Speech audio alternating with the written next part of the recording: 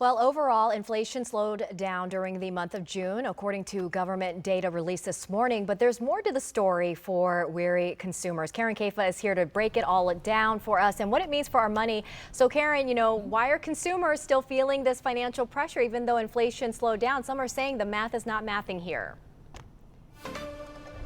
Yeah, well, Annie, consumers will certainly take any relief they can get right now in prices. And this slowdown between May and June was largely driven by a drop in gas prices. Good news for drivers. But Federal Reserve Chairman Kevin Warsh was on Capitol Hill today. He told lawmakers a single month-to-month drop does not mean mission accomplished when it comes to inflation. White House economic advisor Kevin Hassett touting Tuesday's inflation data from the Labor Department. It's really about the best CPI report we've seen in 6 years. The Bureau of Labor Statistics said the Consumer Price Index dropped 0.4% between May and June, the largest month-to-month drop since April 2020. Falling oil and gas prices in June, thanks to the fragile ceasefire with Iran, largely accounted for the monthly drop.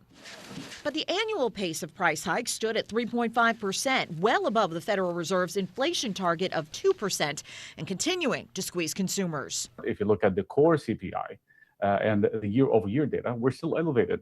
Among sectors driving the year-over-year number higher, food prices up 3%, boosted by price climbs for items like meat, milk, and vegetables.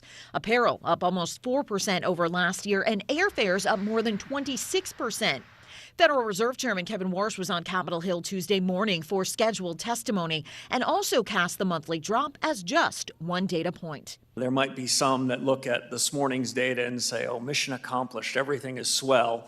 That is not my view. Appearing before lawmakers for the first time in the role, Warsh made a bold promise for his central bank. And if we get policy right, and I can assure you we will, the inflation surge of the last 5 years will be a thing of the past.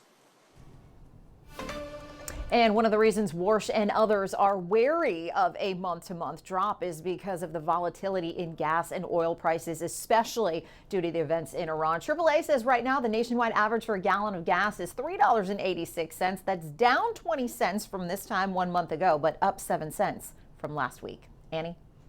Karen, I find myself walking more to places that I don't need to drive to, and I guess I'll just be working until I'm 96. Thank you so much. WUS